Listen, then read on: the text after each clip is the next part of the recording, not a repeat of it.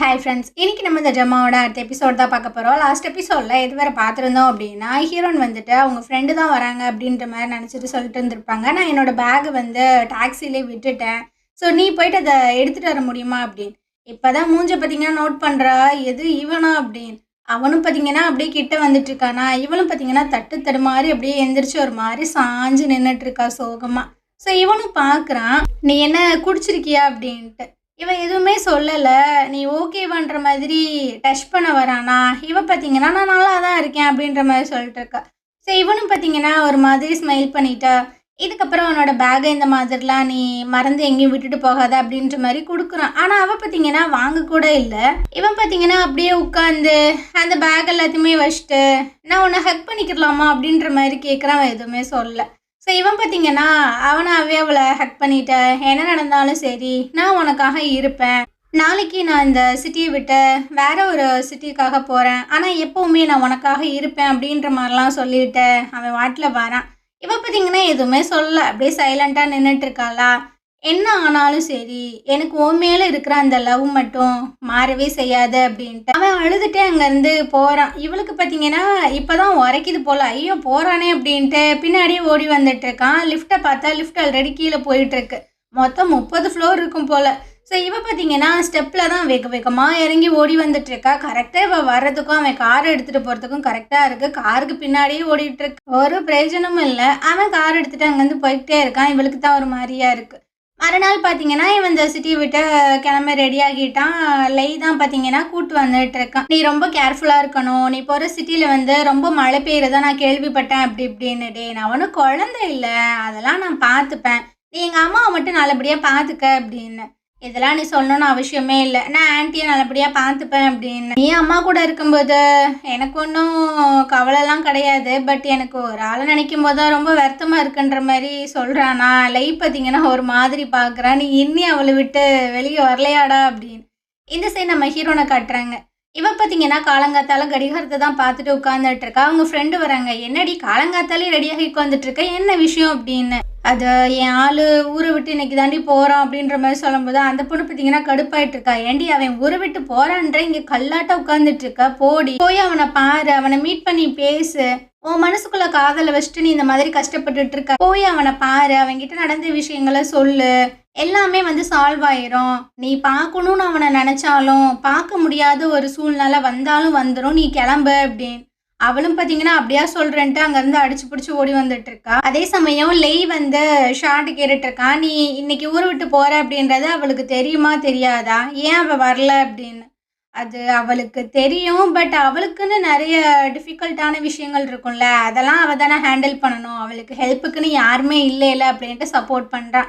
ஏண்டா அவள் உன்னை வந்து லவ் பண்ணா, அப்புறம் லவ் பண்ணலன்னு விட்டுட்டு போனா, இருந்தும் நீ அவளுக்கு சப்போர்ட் பண்ணி பேசுறியா அப்படின்னு. அவள் ரொம்ப நல்ல பொண்ணு தான், நீ அவளை வெறுக்கலாம் செய்யாத, எனக்கு பதிலாக நீ அவளை கொஞ்சம் டேக் கேர் பண்ணி பார்த்துக்க அப்படின்ட்டு. அவன் ஒரு மாதிரி தான் பார்த்துட்டு இருக்கான். சரிடா நான் இங்கேருந்து கிளம்புறேன் அப்படின்ட்டு. ஷா பார்த்தீங்கன்னா ஸ்மைல் பண்ணிகிட்டே அங்கேருந்து போயிட்டுருக்கான். இவனும் ஒரு மாதிரியாக தான் பார்த்துட்டு இருக்கான். எங்கிட்ட ஹீரோன் பார்த்தீங்கன்னா டாக்ஸியில் தான் அடிச்சு பிடிச்சி வந்துட்டுருக்கா. சீக்கிரம் போங்க சீக்கிரம் போங்கன்னு சொல்லிட்டு ரொம்ப ஃபாஸ்ட்டாக தான் வந்துட்டுருக்கா. எங்கிட்ட ஷா பார்த்தீங்கன்னா திரும்பி திரும்பி பார்த்துட்டு இருக்கான், அவள் வருவாளா வருவாளா அப்படின்னு. இவளும் பார்த்தீங்கன்னா ஒரு கட்டத்தில் ஏர்போர்ட்குள்ளே வந்துடுறா. ஆனால் ரொம்ப லேட்டு. இவன் போகக்கூடிய அந்த ஃப்ளைட் பார்த்தீங்கன்னா டேக் ஆஃப் ஆயிடுச்சு. இவன் அடிச்சு பிடிச்சி ஒரு கவுண்டரில் போயிட்டு இந்த மாதிரி பக்கத்து சிட்டிக்கு போகிற ஃப்ளைட் வந்து கிளம்பிருச்சா அப்படின்ற மாதிரி கேட்கும்போது அந்த பொண்ணு செக் பண்ணி சொல்கிறா அது எப்போ டேக் ஆஃப் ஆயிடுச்சு அப்படின்னு. இவளுக்கா என்ன பண்ணுறதுன்னு தெரில. அவனுக்கு ஃபோன் பண்ணி பார்த்தாலும் சுவிட்ச் ஆஃப்னே வருது. ஸோ என்ன பண்ணுறதுனே தெரியாமல் இவ பார்த்தீங்கன்னா அப்படியே வெயிட் பண்ணிட்டு இருக்காளா. பின்னாடி லைட் பார்த்தீங்கன்னா வந்து நிற்கிறான்.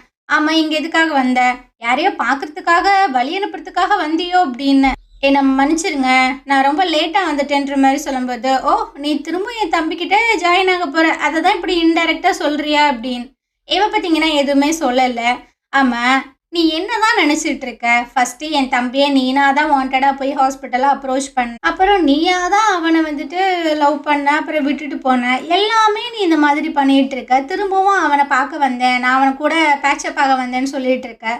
நீ எந்த மாதிரி பொண்ணு தான், உன்னை என்னால் புரிஞ்சுக்கவே முடியல அப்படின்ட்டு பார்த்தீங்கன்னா கழுவி கழுவி ஊற்றிட்டு இருக்கான். இவளுக்கும் கொஞ்சம் கடுப்பாக தான் இருக்கு. இங்கே பாரு, எதுவுமே தெரியாமல் நீ தேவையில்லாமல் பேசிகிட்டு இருக்காத, நான் வந்துட்டு அவனுக்காக வெயிட் பண்ணுவேன். நான் அவன் மேல ரொம்ப சீரியஸா தான் இருக்கேன் அப்படின்னு. ஆமா, அவெல்லாம் தூக்கி குப்பையில போடு அப்படின்ட்டு அவன் பாட்டுல அங்கேருந்து போயிட்டு இருக்கான். இதுக்கப்புறம் இவ பார்த்தீங்கன்னா ஒரு ஜுவல்லரி ஷாப்புக்கு தான் வந்திருக்கா. ஏன்னா அந்த கடையிலேருந்து இவளை கால் பண்ணி வர சொல்லியிருந்திருப்பாங்க.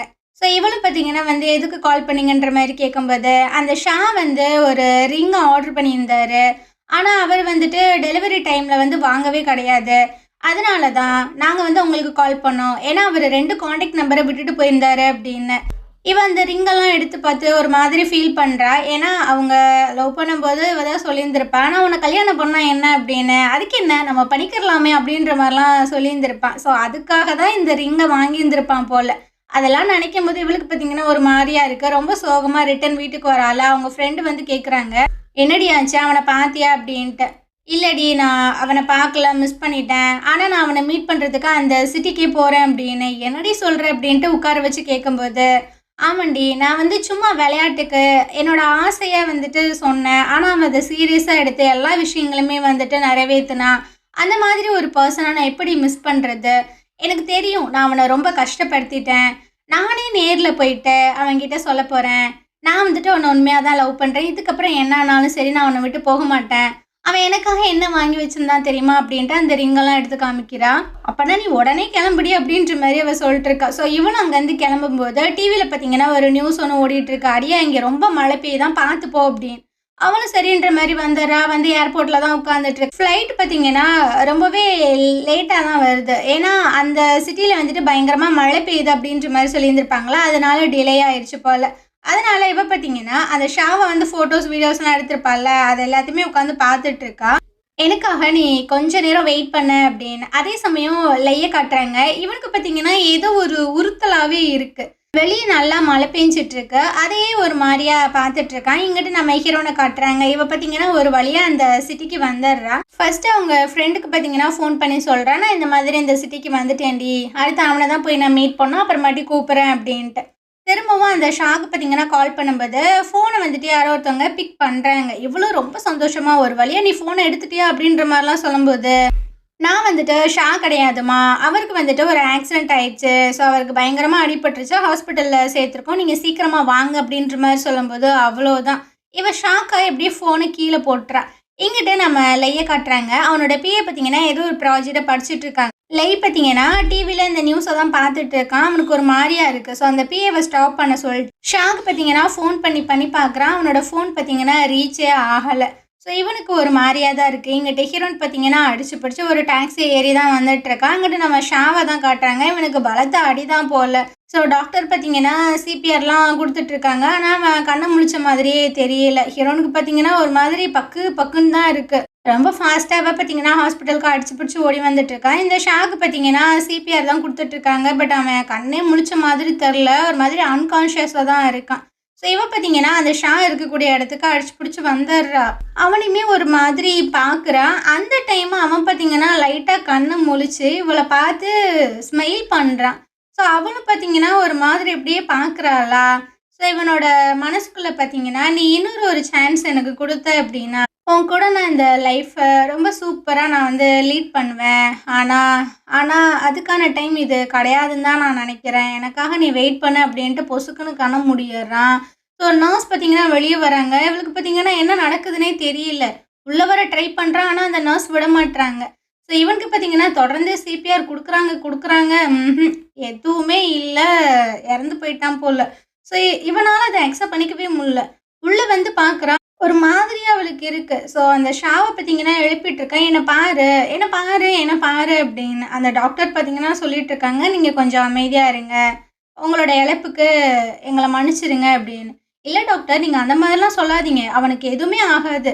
ஸோ நீங்கள் ஏதாவது பண்ணுங்க, அவனை காப்பாற்றுங்க அப்படின்ட்டு பார்த்தீங்கன்னா அந்த டாக்டரோட கையை பிடிச்சி கெஞ்சிட்டு இருக்கா. அவருக்கு பார்த்தீங்கன்னா புரியுது, இருந்தாலும் நீ கொஞ்சம் அமைதியாக ஆகுமான்ற மாதிரி சொல்கிறாங்க.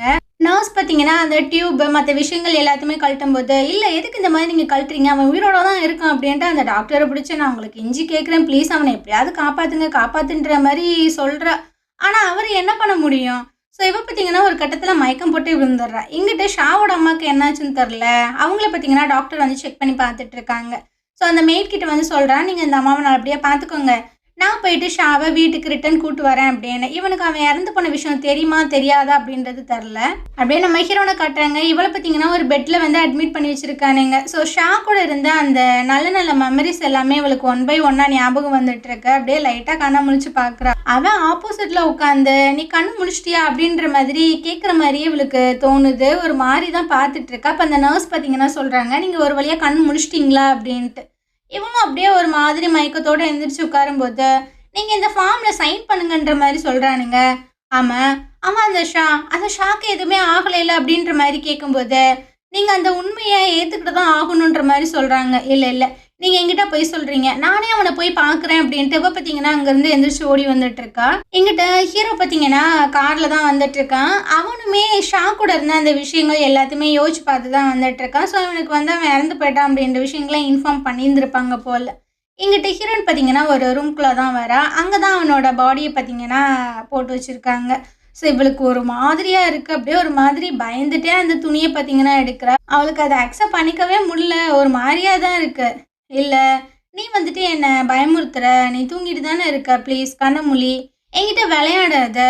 நீ வந்து சொன்னில்ல நம்ம 2 பேரும் லைஃப் லாங் ஒன்றா இருக்கணும், நான் எப்பவுமே உன்னை விட்டு போக மாட்டேன்ற மாதிரிலாம் சொன்னில்ல, இப்பெல்லாம் என்னை பயமுறுத்தாத, எந்திரின்ற மாதிரி சொல்கிற. பட் ரியாலிட்டி கொஞ்சம் கொஞ்சமாக புரிய ஆரம்பிக்குது. ஸோ பயங்கரமாக பார்த்தீங்கன்னா கதறி கதறி அழுதுட்டு இருக்கா. நீ எனக்காக ரிங்கெல்லாம் வாங்கி ப்ரொப்போஸ் பண்ணுறதுக்கெலாம் எல்லாம் ரெடி பண்ணில்ல, அந்த ரிங்கை கூட நான் உனக்கு கொண்டு வந்துட்டேன்.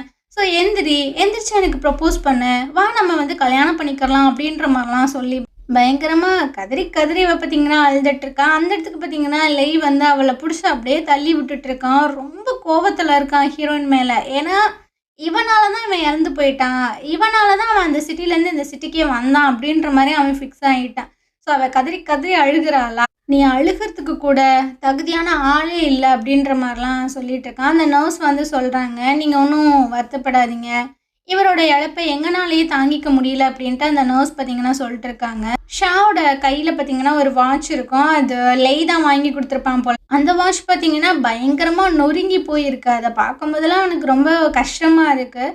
ஸோ அவனும் பார்த்தீங்கன்னா கதறி கதறி அழுதுட்டு இருக்கான். நான் உன்னை வீட்டுக்கு கூப்பிட்டு போகிறேன் அப்படின்ட்டு ரொம்பவே ஃபீல் பண்ணுறான். பார்க்கும்போது ரொம்ப கஷ்டமாக தான் இருக்குது. ஸோ இதுக்கப்புறமா அந்த ஜியாங் இருக்கால, அவளையும் அந்த லின்னையும் தான் காட்டுறாங்க. இவன் வந்து கேட்குறான், நீங்கள் எதுக்கு அங்கே போய் தான் ஆகணுமா அப்படின்னு. ஆமாம் டாக்டர் ஷா கூட நான் இதுக்கு முன்னாடி ஒரு டின்னர் போயிருக்கேன். அவன் வந்து ரொம்ப நல்ல பையன், ரொம்ப கைண்டான ஒரு பர்சன். அவன் எனக்கு கிட்டத்தட்ட ஒரு தம்பி மாதிரி தான். அவன் இந்த மாதிரி இறந்து போவான்னு நான் கொஞ்சம் கூட நினச்சி பார்க்கல. அவனுக்கு ஒரு கேர்ள் ஃப்ரெண்ட் இருக்கிறதா நான் நினச்சேன். அவங்க சீக்கிரமாக கல்யாணம் பண்ண போகிறாங்கலாம் நான் கேள்விப்பட்டேன். ஆனால் இந்த விதி அவங்களுக்கு இந்த மாதிரி பண்ணிடுச்சே. ஸோ நான் கண்டிப்பாக போய் தான் பார்க்கணும் அப்படின்ட்டு மேடம் டச்சப்லாம் பண்ணிகிட்டு இருக்காங்க. அந்த லின்னு ஒரு மாதிரி பார்க்குறான். நீ போகிற இடத்துக்கு எதுக்குமா மேக்கப்பு அப்படின்னு. இங்கிட்ட லையை காட்டுறாங்க. ஷாவோட அந்த அஸ்தி இருக்கும் இல்லையா, அதை பார்த்தீங்கன்னா அவங்க அம்மாட்ட கொண்டு வந்து கொடுக்குறாப்புல. அந்த அம்மா பார்த்தீங்கன்னா அதை பிடிச்சி கதறி கதறி அழுதுட்டு இருக்க. சொல்கிறான், உங்களுக்கு வந்து ஒரு பையன் கிடையாதுமா, 2 பையன், அதில் ஒரு பையன் தவறிட்டான், ஆனால் ஒரு பையன் உயிரோட தான் இருக்கான். ஸோ உங்களை லைஃப் லாங் நான் நல்லபடியாக பார்த்துப்பேன் அப்படின்ட்டு. அவங்க எல்லாருமே அங்கேருந்து போகிறாங்க. தூரத்தில் ஹீரோன்னு இது எல்லாத்தையுமே இருந்து பார்த்துட்டு தான் இருக்கா. ஹீரோ பார்த்தீங்கன்னா யதார்த்தமாக திரும்பி பார்க்குறான். அவனுக்கு செம்ம கடுப்பாகுது. ஹீரோனை பார்க்கும்போது அப்படியே முறைச்சிட்டு இருக்கான். இவன் பார்த்தீங்கன்னா அந்த இடத்துலேருந்து கிளம்பிடுறான். ஒரு பாலத்துக்கிட்ட தான் வந்து நம்ம ஷாவை நினச்சி ரொம்பவே வந்து ஃபீல் பண்ணிகிட்டு இருக்கா. நீ எனக்காக வெயிட் பண்ணு, கண்டிப்பாக நான் உன்னை தேடி வருவேன் அப்படின்ற மாதிரிலாம் ஏதோ லூஸ் மாதிரி உளம்பிட்டு இருக்கா. அப்படியே திரும்பி பார்த்தா அங்கே லை பார்த்தீங்கன்னா வந்து நிற்கிறான். நான் உன்னை ரொம்ப நேரம் வெயிட் பண்ண வச்சிட்டானா அப்படின்ட்டு அப்படியே ஹக் பண்ணிக்கிறான். இவளும் பார்த்தீங்கன்னா அப்படியே ஹக் பண்ணிக்கிறா. என்னடா நடக்குது அப்படின்ற மாதிரி பார்த்தா எல்லாம் கனவு தான். அவள் காற்றை தான் அப்படியே ஹக் பண்ணிட்டு நின்றுட்டு இருக்கா. நீ இங்கே இல்லை, ஆனாலுமே நான் வந்து உன்னை ஃபீல் பண்ணுறேன், உன்னோட மூச்சு காற்றை என்னால் ஃபீல் பண்ண முடியுது அப்படின்ற மாதிரிலாம் ரொம்ப சோகமாக சொல்லிகிட்டு இருக்கா. இதில் யார் மேலே தப்பு சொல்கிறது அப்படின்றது தெரியலை. இதுக்கப்புறம் தான் லைக்கும் நம்ம ஹீரோயினுக்கும் பார்த்திங்கன்னா அந்த லவ் வந்து டெவலப் ஆகும். ஆனால் அந்த ஜேர்னி பார்த்திங்கன்னா ரொம்பவே கஷ்டமான ஒரு ஜேர்னியாக தான் இருக்கும். ஸோ அந்த விஷயங்கள் எல்லாத்தையுமே நீங்கள் பார்க்கணும் அப்படின்னா கண்டிப்பாக சீரியஸாக தொடர்ந்து பாருங்கள். And thank you.